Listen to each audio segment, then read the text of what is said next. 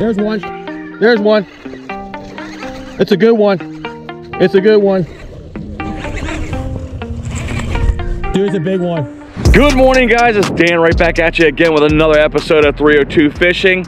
I'm about an hour away from where I'm supposed to be, guys. You know, I'm from Dover here, but I had a friend who texted me first thing in the morning. He said, hey, Dan, come on down here to Bridgeville, man. We're going to do some pond hopping all around the area.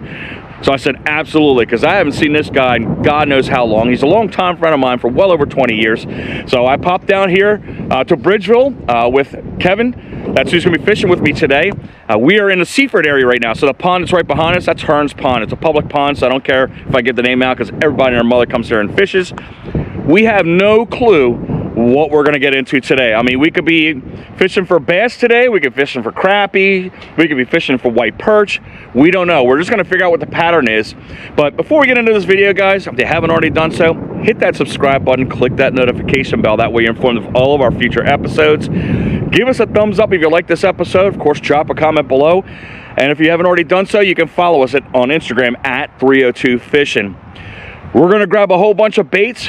We're going to figure it out. I know on Facebook, as of the last couple weeks, I talked to Kevin earlier today, that the pattern right here in December, which is kind of unusual, people were hitting big old bass on lipless crankbaits. So that might be our focus today if we can land into some. If not, like I said, we just got to figure out that pattern, man, and get fish on the end of the line. We don't care what it is because it's all about just hanging out with your boy right here. That's all.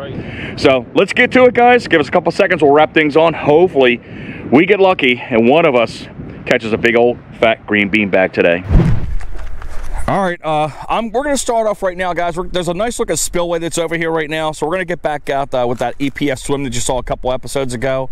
I lost my last jig, but I got lucky. I found the last package of 1/32 jigs at Dick's right here, so we're going to have to make do with that until I can get those jig heads from EDUTIGE because they're sold out right now, along with the bluegill color EPF swim. But I have black and I have chartreuse. We just talked to a couple gentlemen here. They're catching white perch and yellow perch out of the spillway. But like I said, it's a grab bag of whatever hits on the end of the line. So we're just gonna cast around, guys.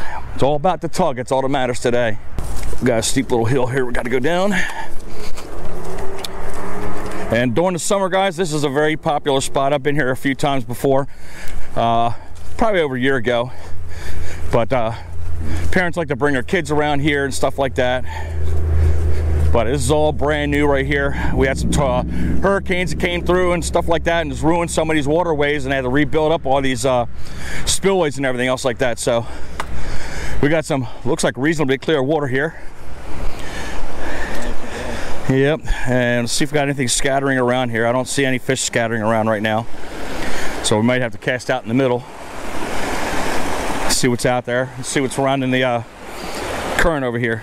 So give me a moment, let me go ahead and tie one of those little swims on and see what happens. So here are the jig heads that I'm using right here with the EPF swim. Again, it's 1/32 of an ounce. These are the Eagle Claw laser sharp ball head jigs. Got 25 in a pack, all different colors. I'm gonna go ahead and start off with a black one right now, but we've got fluorescent orange, we got chartreuse, and we got white as well in here too. So we're gonna go ahead and we're gonna start off with the black swim bait here, the EPF swim, and put that on a jig head and see if fish are willing to react to it. If not, we do have the chartreuse, a little bit more brighter. But we're gonna try to break this skunk off pretty quick here, guys, if we can. What color are you doing? Let's try different colors. Actually, do this. Put this one on here. You ready with It's the only one I have left, but you can use it. It's bluegill.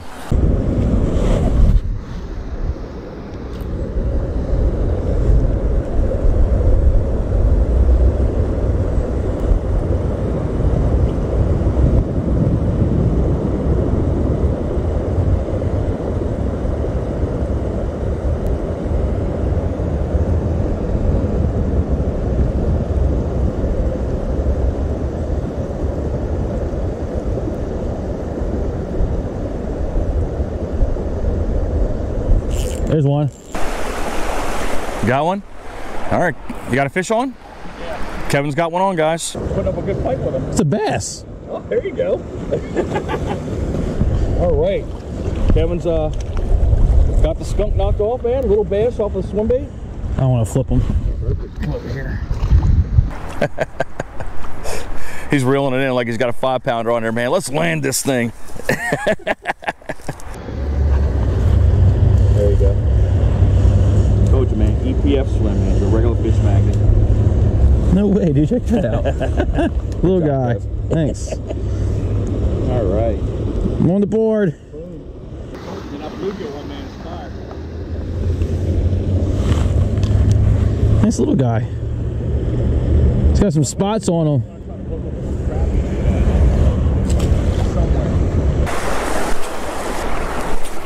Turtles are still out, guys. If you look over here, straight ahead, again, December, and these buggers are still hanging out. They're not even hibernating yet. We should be knee deep in snow right now. There's a hit right there. Yeah, he had the tail. He was running around with it.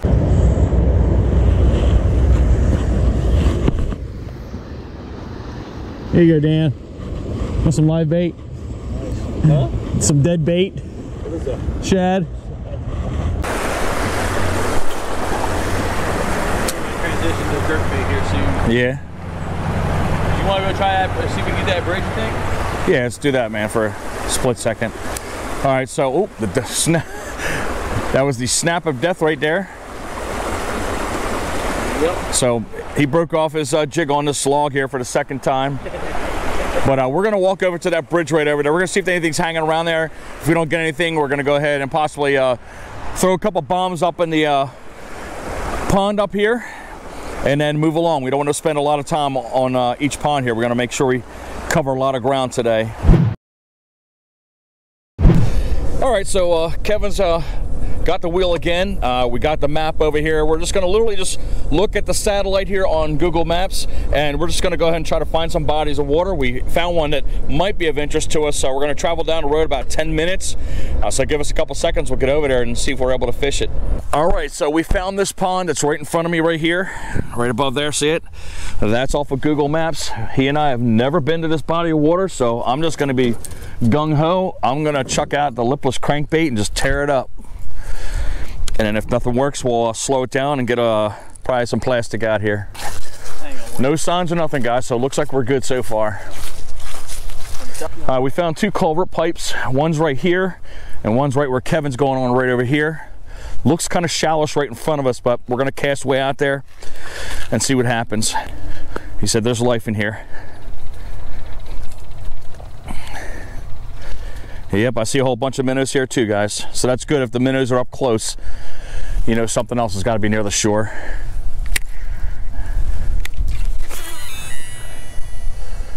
First cast, 5-pounder. Yeah. That'd be good. Right.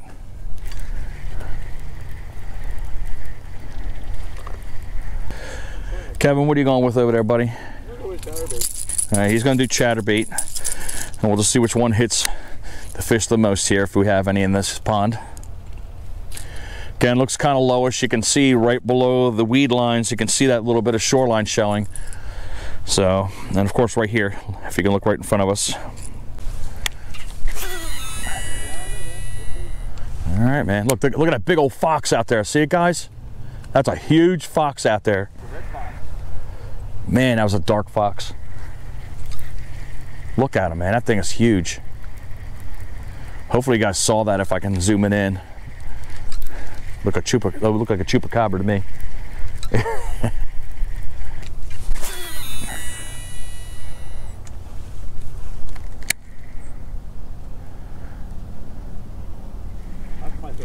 Look, there's the fox again, guys. See him?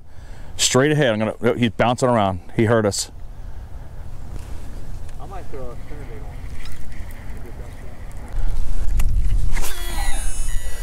I think I need to get up this pipe, man. I'm kind of slipping right here, guys.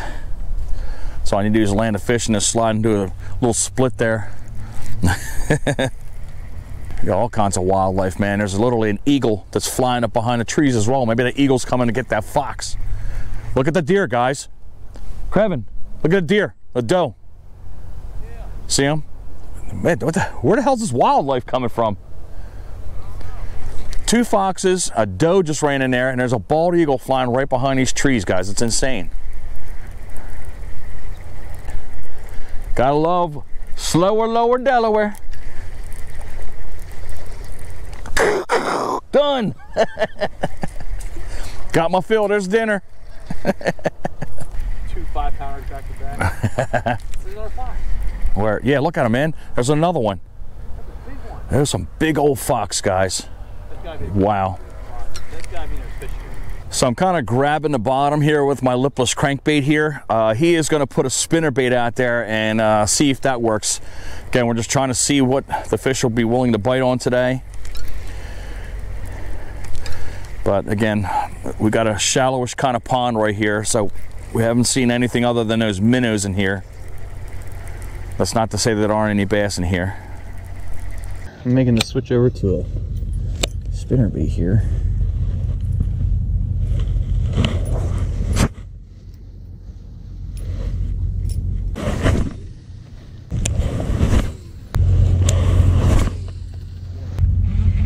I don't know about this place. It looks really good. I don't see any like little guys anywhere.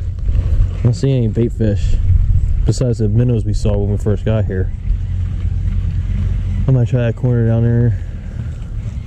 All right, let me go down to the left-hand side here, guys. I'm slipping all over this pipe right here. These shoes aren't the best grippage-wise. Let's walk down this shoreline a little bit here. All right, so we talked about the fox. 2 of them that are running in the forest over here. If you look right up in front of me right here, you can see the paw prints from the fox walking the shoreline, so you know they have to come here for some type of sustenance or obviously drinking water, but you know they're catching fish. But that was pretty neat to see all those paws there, man. It's a pretty decent sized fox, Paul. I'm doing the fan technique and it's not doing me any good.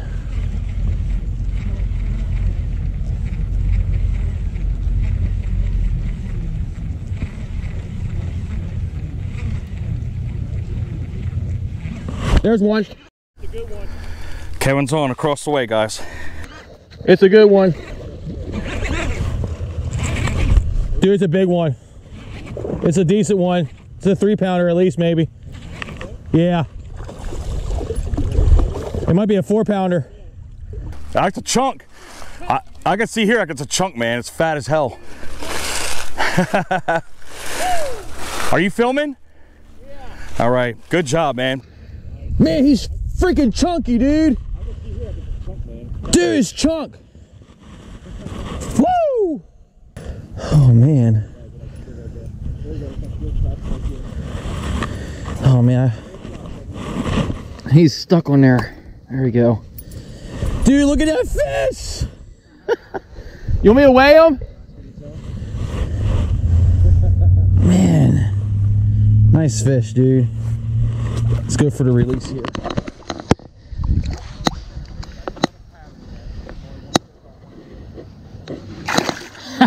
Woo! Caught that on a spinnerbait, guys. It looked like it was chartreuse and green. Whoa! I almost spilled, man. I startled all these ducks.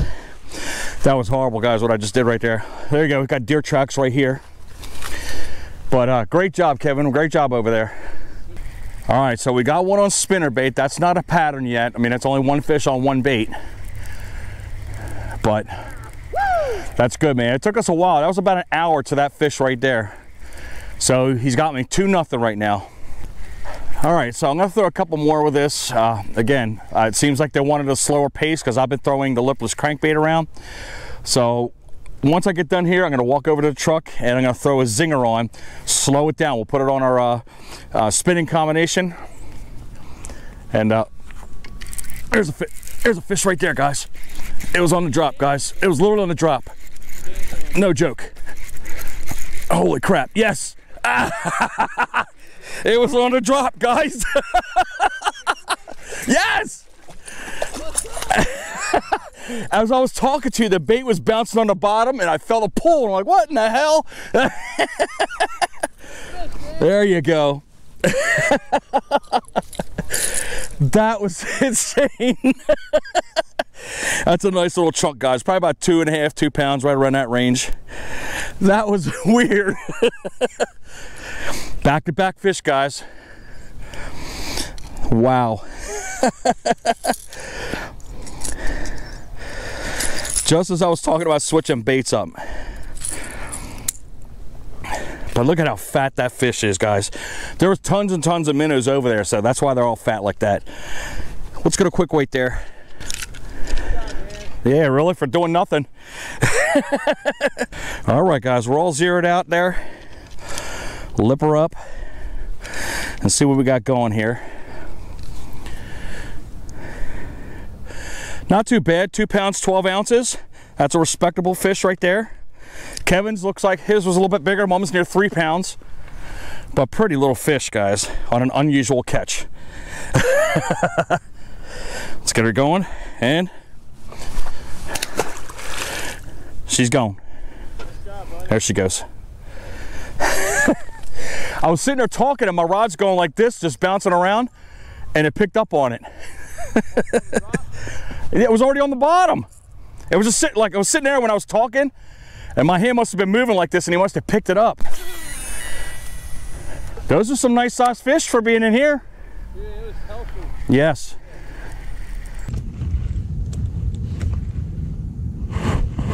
Dude, I hear him. Look, there's freaking little bass getting the fish over there in that corner, man. Makes me want to throw a top bait just for the hell of it.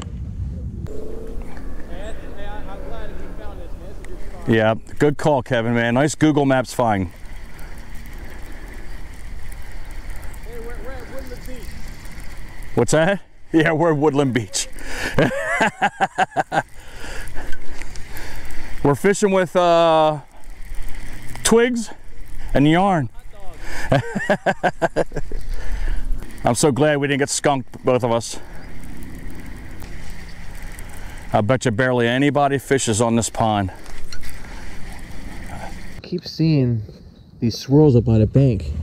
They're getting the little bait fish. So I'm wondering if get it out there a little bit and see if they get the jerk bait.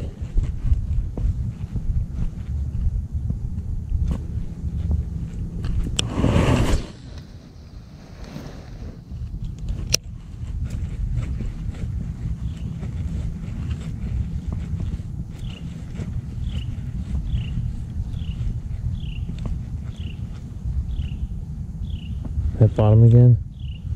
Yeah.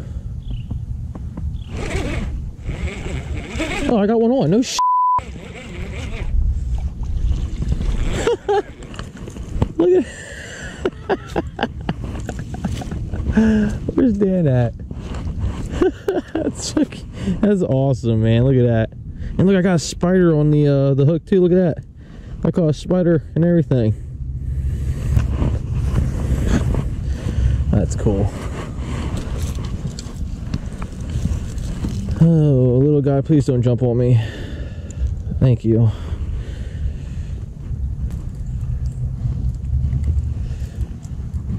Oh, he was barely hooked. Oh wow, look, he's got some kind of scarring on his in there. Well, thanks for fight, bud. You kind of, yeah. See ya. Where are you looking at? Where? On the shore? They're in the trees. Okay.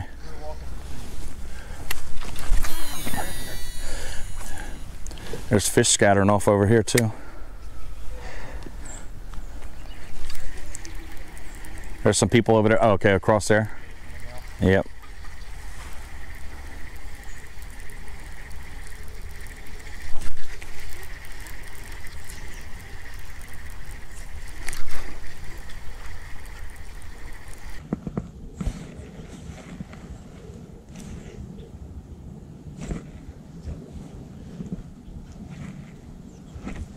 Oh my God. You got one on? There you go. Kevin got one on first cast, guys. Jerk bait.